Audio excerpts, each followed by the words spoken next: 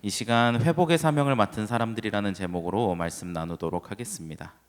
네, 이틀 전에 월요일이었는데요. 이제 부활절을 보내고 바로 다음 날이었었는데 그날 이 시대에 큰 획을 그었었던 한 인물이 삶을 마감했습니다. 호르헤 마리오 베르골리오라고 부르는, 우리는 이제 로마 카톨릭의 수장이었던 프란치스코라고 부르는 사람을 우리는 이 땅 가운데에서 이제 하나님께 보냈습니다. 이 사람은 최초라는 타이틀을 많이 달고 있는 사람이었습니다.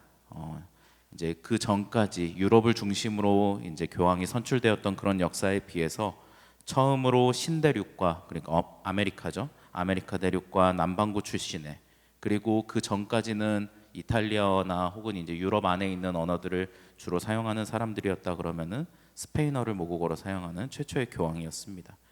그리고 프란치스코라는, 어떻게 보면은 카톨릭 역사에 있어서 그렇게 중요하지 않을 수 있는 성인의 이름을 사용했었던 최초의 교황이기도 했습니다. 프란치스코 교황은 참 치열한 삶을 살았던 사람이었습니다. 이제 두 교황이라고 이제 영화가 하나가 있는데요. 그 사람의 인생에 대해서 짧게 담고 있는 영화를 살펴보면은요, 이 사람이 정말로 시대의 변혁 속에서 엄청나게 치열하게 살았던 사람인 것을 우리는 보게 됩니다.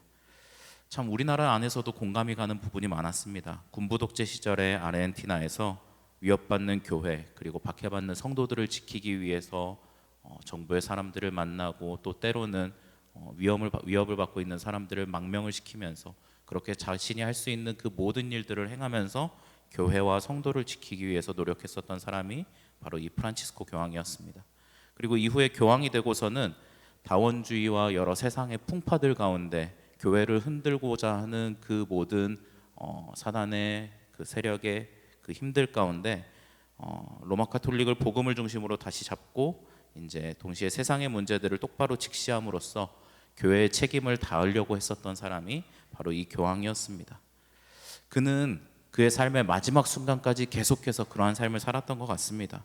이제 연초에 폐렴이 걸렸어 가지고 이제 더 이상 몸을 쓰기 어렵다라는 이제 진단을 받고, 의사가 최소 2달은 절대 안정을 취하면서 일정들을 다 정리하고 차분하게 먼저 몸을 회복하라고 이야기했음에도 불구하고, 이 사람은 고난주간과 부활주일 가운데 이제 자신을 보기 위해서, 미사를 드리기 위해서 찾아온 성도들을 바티칸 광장으로 나가가지고 마중하는 모습을 보였고요.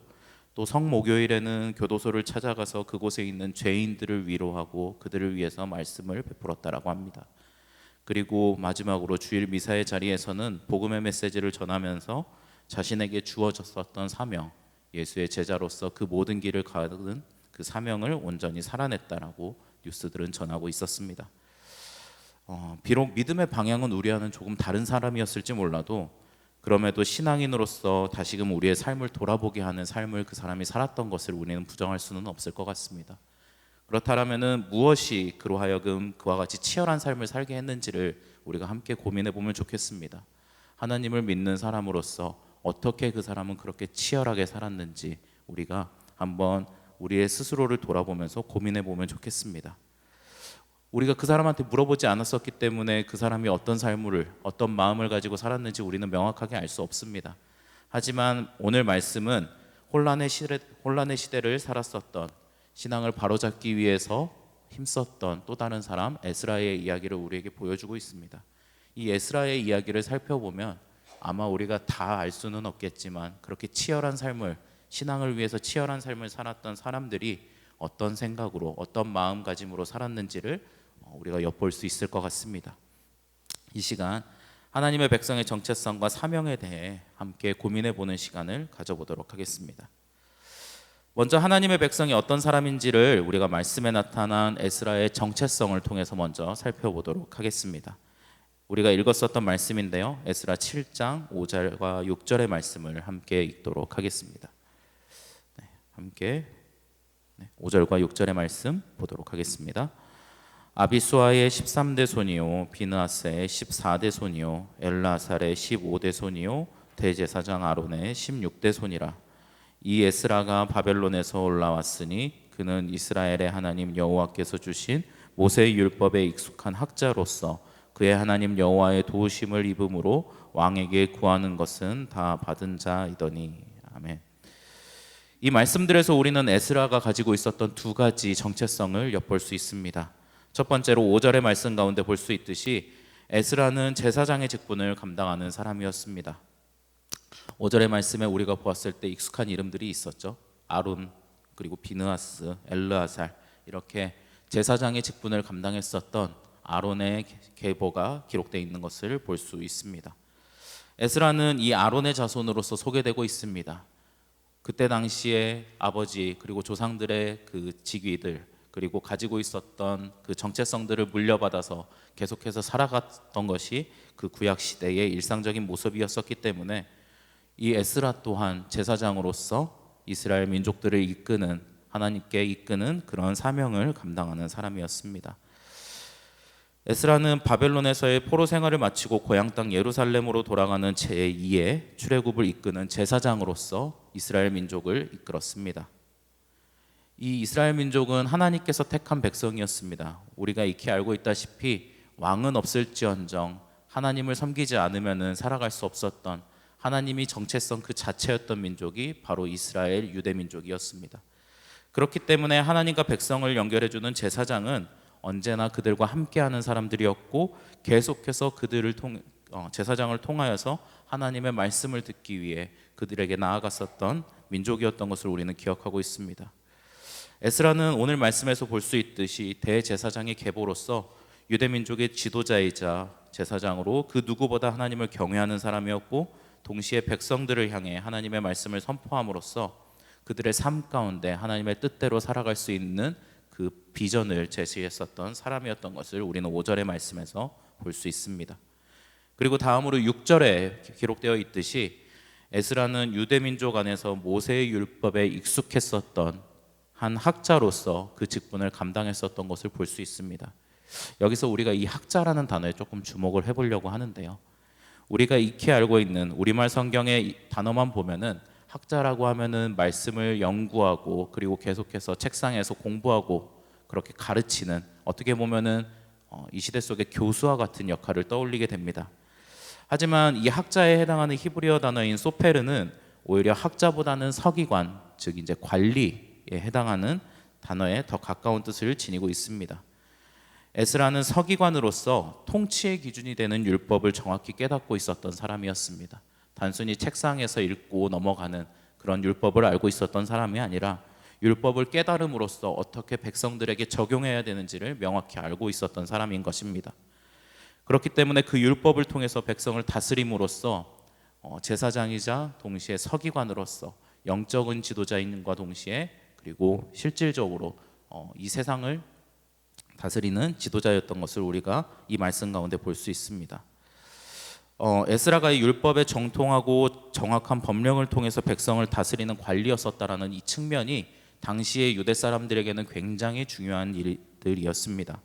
왜냐하면은 남유다 왕국이 바벨론에게 멸망하기 전, 이제 그때 당시 남유다 왕국에서 활동했었던 선지자 예레미야가 당시 왕국 안에 만연하고 있었던 서기관들의 거짓된 율법의 집행으로 인해서 백성들이 신음하고 있었던 그 모습을 예레미야 8장의 말씀 가운데 보여주고 있습니다.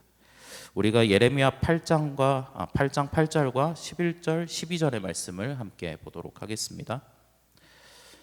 너희가 어찌 우리는 지혜가 있고 우리에게는 여호와의 율법이 있다 말하겠느냐? 참으로 서기관의 거짓의 붓이 거짓되게 하였나니 그들이 딸 내 백성의 상처를 가볍게 여기면서 말하기를 평강하다 평강하다 하나 평강이 없도다.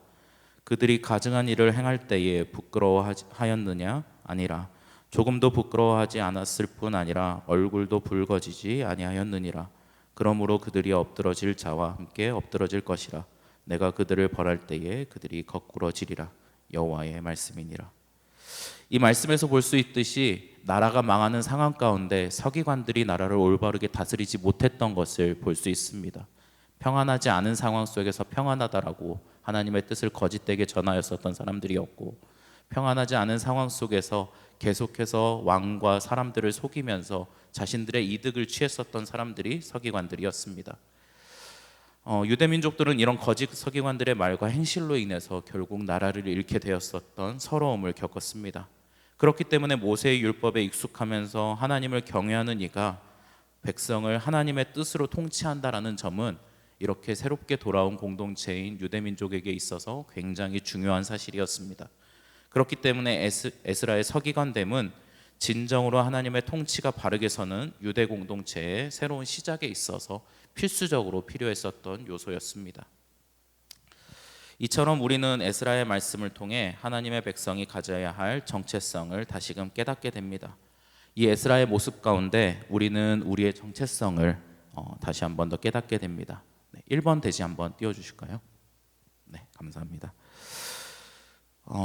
우리 또한 에스라와 같이 제사장이자 서기관으로 부르심을 받았음을 우리가 이 시간 이 말씀을 통해 기억하였으면 좋겠습니다. 제사장과 같이 하나님을 경외하고 하나님과 세상을 연결하는 통로의 역할을 우리는 감당해야 됩니다. 아무것도 모르는 사람들에게 우리가 다가가서 하나님을 전해야 된다는 사실을 우리가 기억해야 합니다. 동시에 서기관과 같이 온전한 말씀을 보고 들음으로써 바르게 깨닫고 삶의 모든 자리에서 하나님의 뜻대로 이 땅이 다스려지도록 힘써 일하는 자들이 돼야 합니다. 우리가 살아가는 그 모든 자리를 하나님의 나라로 바꿀 수 있도록 우리 스스로의 삶을 우리가 하나님의 말씀 안에 세워가야 됨을 여러분들이 명심하시기를 바랍니다.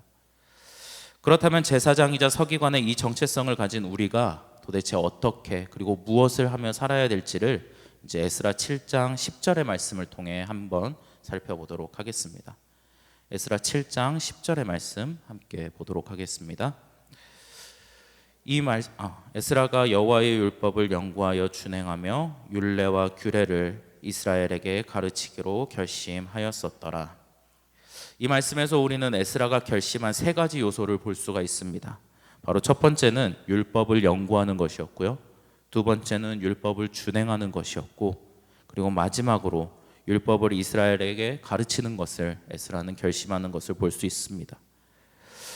우리가 가지고 있는 성경과는 다르게 로마 카톨릭에서 이제 가지고 있는 성경 안에는 집회서라고 부르는 한 책이 있습니다. 우리로 따지면 잠언과 전도서에 해당하는 또 다른 지혜서에 해당하는 책인데요. 그 말씀에는 우리에게 익숙하지 않은 서기관의 업무에 대해서 조금 더 명확하게 기록하고 있는 것을 볼 수 있습니다. 이 책에서 서기관의 직무를 다음과 같이 설명을 합니다. 1번부터 한번 같이 보도록 하겠습니다. 온 몸과 마음을 다해 하나님의 율법을 연구하고 옛 성현의 지혜와 예언을 연구하는 자, 군주를 섬기며 통치자들 사이에서 중책을 맡은 자, 사회의 체험 가운데 좋은 것과 나쁜 것을 구별할 줄 아는 자, 지혜의 말씀과 그가 배운 지식을 가르치는 자. 집회서의 서기관에 대한 기록이 이렇게 기록되어 있는 것을 볼 수 있습니다. 이 기록에서 볼 수 있듯이 서기관은 먼저 여호와의 율법을 연구하는 사람이었습니다. 여기서 이제 여호와의 율법이라는 표현에 쓰인 단어는 토라라고 부르는 히브리어 단어입니다. 이 토라라는 단어는 하나님이 이스라엘에게 주셨던 율법, 계명과 같은 뜻을 가지고 있기도 하지만 이 말씀 가운데 말하는 이 토라는 엄밀히 따져서 하나님이 모세에게 주었던 5권의 책, 우리가 익히 알고 있는 창세기, 출애굽기, 레위기, 민수기, 신명기에 해당하는 모세 오경을 이야기하는 단어입니다. 그렇기 때문에 서기관들이 여호와의 율법을 연구한다라는 것은 단순히 하나님의 법령을, 하나님이 주셨던 그 계명들만을 연구하는 것이 아니라 그들의 삶 가운데 주어졌었던 조상 이스라엘과 함께 하셨던 하나님의 역사를 기억하고, 동시에 그 가운데 하나님이 선물로 주셨던 옛 성현들의 지혜와 예언의 말씀을 연구함으로써 하나님이 이끄시는 민족의 방향성을 살펴나가는 일을 했었음을 우리는 기억해야 합니다. 그리고 두 번째로 서기관은 여호와의 율법을 준행하는 사람이었습니다. 하나님의 백성은 세상에서 살아가지만 자신들의 주권을 하나님께 내어놓고 그분의 통치 질서를 따르기로 결단한 사람들을 말합니다. 그렇기 때문에 서기관은 백성들보다 먼저 하나님의 말씀에서 하나님의 통치 질서와 지혜를 습득하는 사람이었고, 그것을 자신의 삶으로 체득해서 궁극적으로 왕이신 하나님의 나라가 이 땅 가운데 확장되어 가도록 힘써 일하는 종이었던 것을 우리는 깨달아야 합니다. 즉 삶으로 하나님 나라 백성의 모습이 드러나는 일을 하는 직무가 바로 준행한다라는 표현에 담겨져 있음을 기억해야 합니다. 그리고 마지막으로 서기관은 여호와의 율법을 가르치는 사람이었습니다. 하나님의 말씀을 배우고 익힌 하나님의 백성은 그 진리를 자신만 누리는 것을 넘어서 열방 가운데 전해야 되는 사명을 가지고 있었던 사람이었습니다. 이를 위해서 먼저는 가까운 자녀와 가족에게 말씀을 전해야 하고요. 궁극적으로는 하나님의 말씀을 모르는 이들에게도 이 말씀을 전함으로써 하나님께서 맡기신 말씀 전파의 사명을 감당했었던 사람들이 우리임을 우리는 기억해야 됩니다. 그렇기 때문에 우리는 이 말씀 가운데에서 우리의 사명을 돌아보게 됩니다. 네, 다음 대지 넘겨주시겠어요? 네, 우리의 사명을 발견할 수 있는데요. 하나님의 백성의 정체성을 가진 이들이 에스라의 결심과 같이 말씀을 체득하고 삶으로 살아내며 전하는 삶을 살아가기를 우리는 힘써야 합니다. 우리가 말씀을 읽는 것으로 멈춰서도 안 되고요. 말씀에 없는 것을 준행하며 살아서도 안 되고, 말씀의 기초에서 그 모든 것들을 이 땅 가운데 전파해야 되는 사명을 가진 사람인 것을 우리는 기억해야 됩니다. 이것이 이 땅 가운데 우리를 하나님의 백성으로 부르시고 세우신 하나님께서 부여하신 궁극적인 사명인 것을 우리는 평생의 삶 가운데 계속해서 기억하며 지키면서 살아가야 합니다. 우리는 마지막으로 우리가 배우고 살아야 할 이 말씀의 궁극적인 내용이 무엇인지를 이 말씀 가운데에서 살펴볼 수 있습니다. 10절의 말씀 다시 한 번 더 보도록 하겠습니다. 에스라가 여호와의 율법을 연구하여 준행하며 율례와 규례를 이스라엘에게 가르치기로 결심하였었더라. 여기서 우리가 마지막으로 율례와 규례라고 부르는 단어에 집중해 보려고 합니다. 이 율례와 규례라는 단어를 우리말로 보면 그 뜻이 크게 구분되지 않습니다. 비슷한 단어처럼 쓰여 있기 때문에 이 안에 무슨 뜻이 담겨져 있는지를 온전히 이해할 수가 없는 거죠. 그리고 이 말씀들이 종종 때로는 이 말씀들, 우리가 가지고 있는 구약의 말씀들 가운데 다른 단어의 뜻으로 번역되어서 사용되기 때문에 우리는 이 시간 가운데 조금 더 명확하게 히브리어 단어를 통해 가지고 이 율례와 규례에 대한 단어를 한번 살펴보도록 하겠습니다. 먼저 율례에 대해서 한번 살펴보도록 하겠습니다. 율례에 해당하는 히브리어 단어는 호크라고 부르는 단어입니다. 이 단어는 원어의 의미를 따져보았을 때 새기다, 규정하다라는 뜻을 가지고 있습니다. 여기서 볼 수 있듯이 새기다라는 표현에서 볼 수 있듯이 하나님께서 새겨주신 십계명을 우리는 그 말씀, 이 단어 가운데 떠올리게 됩니다. 이처럼 율례에 해당하는 히브리어 단어 호크는 하나님께로부터 나온 일련의 법령들을 제시하는 단어입니다. 여기서 중요한 점이 있습니다. 바로 이 단어의 중심이 하나님께 있다라는 점입니다. 그렇기 때문에 하나님이 제정하신 레위기의 제사법, 정결예식법, 음식규정, 절기규정 등이 이 히브리어 단어에서 호크가 의미하는 실질적인 법 조항 구문인 것을 우리가 보게 됩니다. 다음으로 규례에 해당하는 히브리어 단어 미시파트에 대해서 한번 살펴보도록 하겠습니다. 이 단어는 이 원어적인 의미로 봤을 때 판결하다, 변호하다라는 의미를 담고 있습니다. 앞서서의 단어가 새기다 그리고 규정하다라는 의미를 가지고 있었다라면은 누군가가 준 것이라고 이해를 한다라면은 이 미시파트라는 단어의 원어는 판결하다, 변호하다, 즉 사람들 사이에서 일어날 수 있었던 일들을 서로 변호하고 판결한다라는 의미의 샤파트라는 단어에서 파생된 단어입니다. 그렇기 때문에 이 미시파트의 중심은 하나님이 아니라 사람에게 있습니다. 사람 사이의 관계. 규례라는 뜻은 즉 하나님과 사람 사이의 관계가 아니라 사람과 사람 사이의 관계를 규정하기 위한 법들로 채워져 있는 것을 우리는 기억해야 됩니다. 그렇기 때문에 이 단어에서 사용된 실제적인 법조문들을 살펴보면은 가난한 자, 소외받은 자들을 구제하기 위한 법, 그리고 사람들 사이의 분쟁을 해결하기 위한 법령들, 억울한 송사를 당한 이들을 위해 지켜야 할 법 등이 바로 이 미시파트에 해당하는 법조문들입니다. 그런데 이런 호크와 미시파트의 구조가 앞서서도 이야기했었던 우리에게 익숙한 한 모습, 이미지를 떠올리게 만들어줍니다. 바로 하나님의 사람을 병렬적으로 연결하고 있는 십계명의 구조와 닮아 있는 것을 볼 수가 있습니다. 앞서 호크가 하나님을 중심으로 담고 있었던 단어라고 한다면은 미시파트가 사람 사이의 관계를 담고 있었던 단어라고 이야기를 했었는데요. 즉 율례와 규례는 하나님과 사람에 대한 이야기를 담고 있었던 법조문이었고, 그때 당시 이 에스라가 공부했었던 말씀이 바로 하나님을 사랑하고 이웃을 사랑하는 그런 십계명의 율법이었던 것을 우리는 말씀 가운데 볼 수 있습니다. 그렇기 때문에 우리는 이 율례와 규례라는 표현에서 우리의 삶의 기준을 살펴볼 수 있습니다. 즉 우리가 익히고 삶으로 실천해야 하며 전해야 될 율법의 말씀의 정수가 바로 하나님 사랑과 이웃 사랑의 개념인 것을, 그리고 그것이 우리의 삶의 기준인 것을 우리는 이 말씀에서 기억해야 할 것입니다. 이제 말씀을 맺도록 하겠습니다. 오늘 에스라의 말씀은 세상에서 살아갈 하나님의 백성들의 정체성과 사명, 그리고 그 기준이 되는 말씀이 무엇인지를 명확하게 제시해주고 있습니다. 먼저 하나님의 백성들은 제사장이자 서기관으로 살아가야 되는 사람들입니다. 그리고 이를 위해서 말씀을 체득하고 삶으로 살아내며 이웃들을 향해 말씀을 전하기 위해 힘써야 합니다. 그리고 그 말씀의 중심은 다른 것이 아니라, 내 안에 있는 것이 아니라 하나님과 이웃을 사랑하라 말씀하신 하나님의 계명인 것을 우리가 기억해야 할 것입니다. 오늘의 말씀이 우리의 신앙을 돌아보는 거울이 되기를 바랍니다. 우리가 거울을 보면서 우리의 모습을 바라보듯이 내가 말씀을 온전히 읽고 이해하고 있는지, 또 삶 속에서 그 말씀을 온전히 실천하면서 살고 있는지, 그리고 말씀을 드러내는 삶을 통해서 이웃들에게 하나님의 복음을 전하고 있는지를 우리가 명확하게 한번 깨달아 보면 좋을 것 같습니다.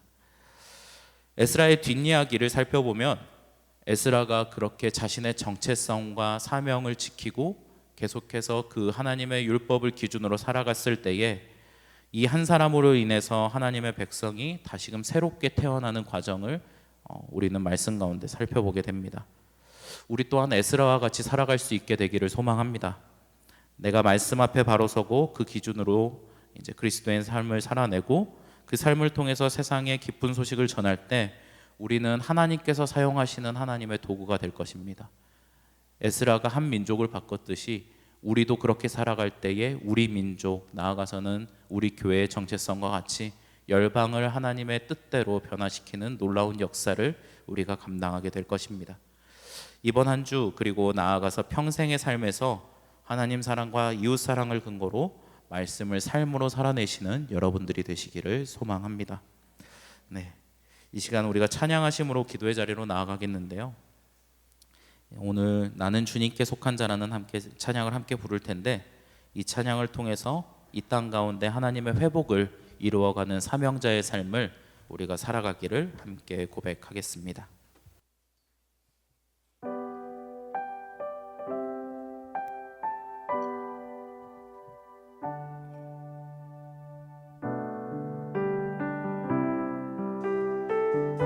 함께 고백하겠습니다. 이 땅에 내 삶이 비록 버겁더라도 주님의 선하심 나 믿으며 가리. 이 작은 자통에 주가 이뤄가시니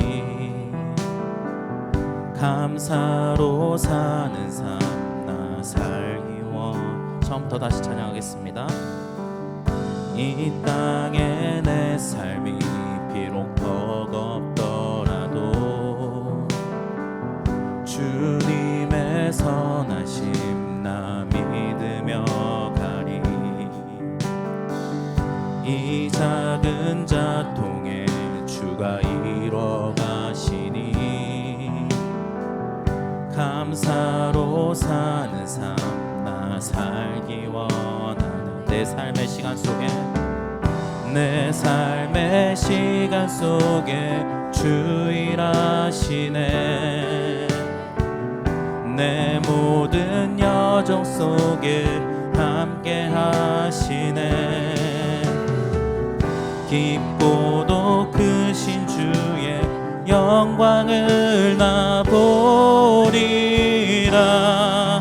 위대하신 주, 나는 주님께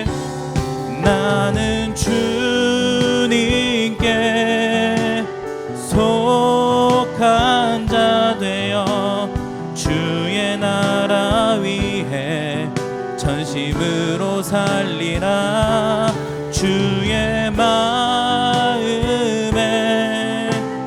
합한 자 되어 맡기신 소명 이루리. 우리 처음부터 함께 찬양하겠습니다. 이 땅에 내 삶이 비록 버겁더라도 주님의 선하심 나 믿으며 가리. 이 작은 자통에 주가 이뤄가시니 감사로 사는 삶 나 원기 원하네. 내 삶의 시간 속에 주 일하시네.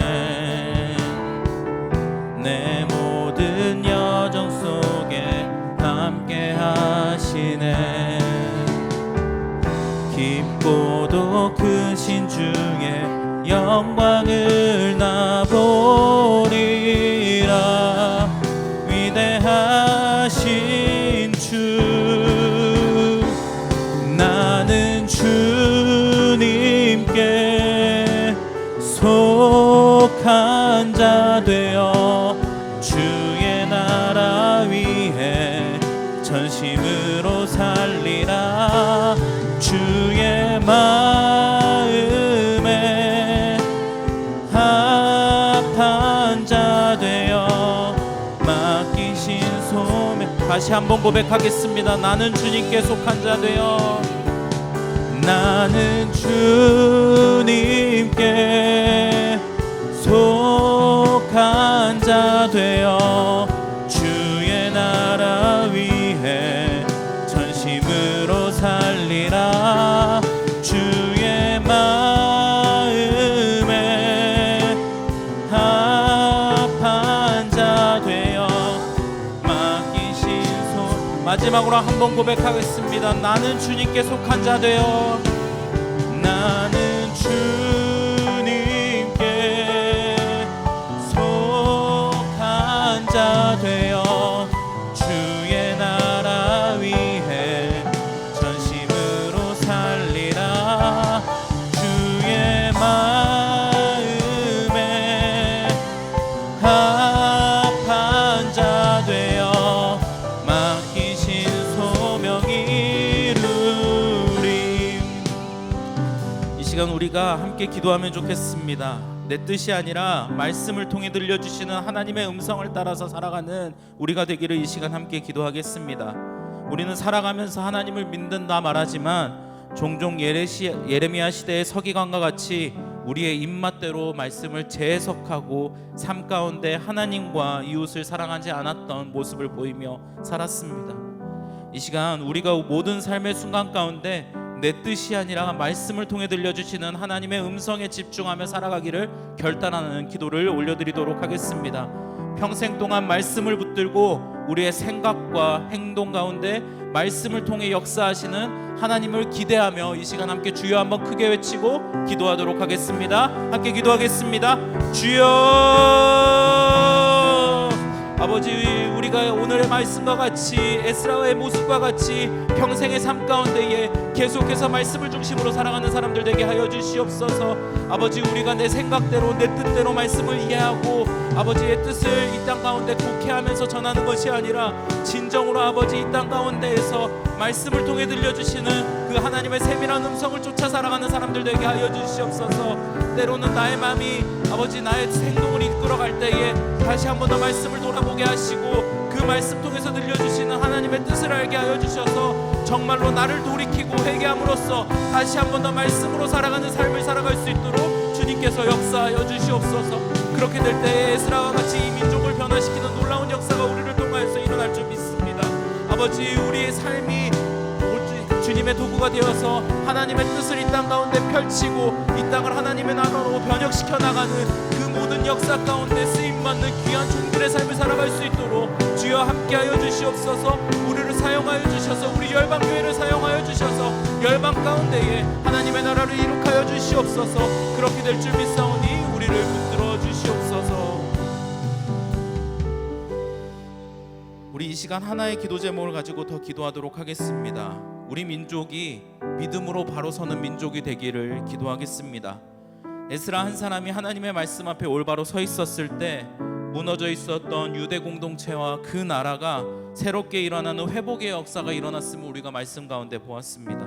이 시대에 특별히 분단의 현실과 분열의 영이 지배하는 이 나라 가운데에 우리가 굳건한 믿음으로 나라와 민족이 다시금 진정한 하나님의 공의와 정의 안에 바로 서기를, 그리고 하나님의 사랑과 자비가 이 만방 가운데 펼쳐지는 민족으로 새롭게 태어나기를 이 시간 함께 기도하도록 하겠습니다. 주여 한번 크게 외치고 기도하도록 하겠습니다. 주여, 아버지, 우리 이 민족이 주님이 사랑하시고 주님께서 평화와 화평을 열어주셨던 이 민족이 다시 한 번 더 분열의 영으로서 깨어지고 있는 것을 목도합니다. 아버지, 우리가 다시 한 번 더 말씀으로 돌이켜 하나님의 뜻 가운데 살아가는 민족으로서 새롭게 태어날 수 있도록 우리를 사용하여 주시옵소서.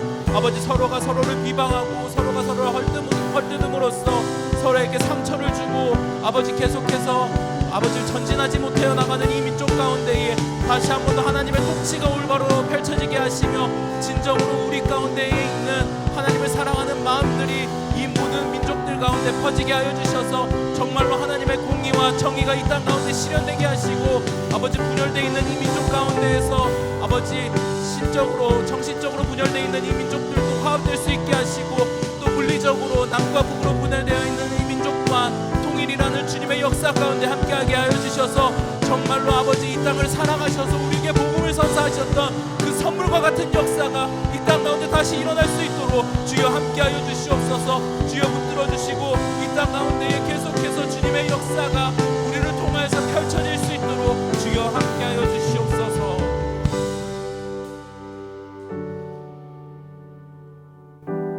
아버지, 이 민족 가운데에 아버지의 말씀이 바로 세워지게 하여 주시옵소서.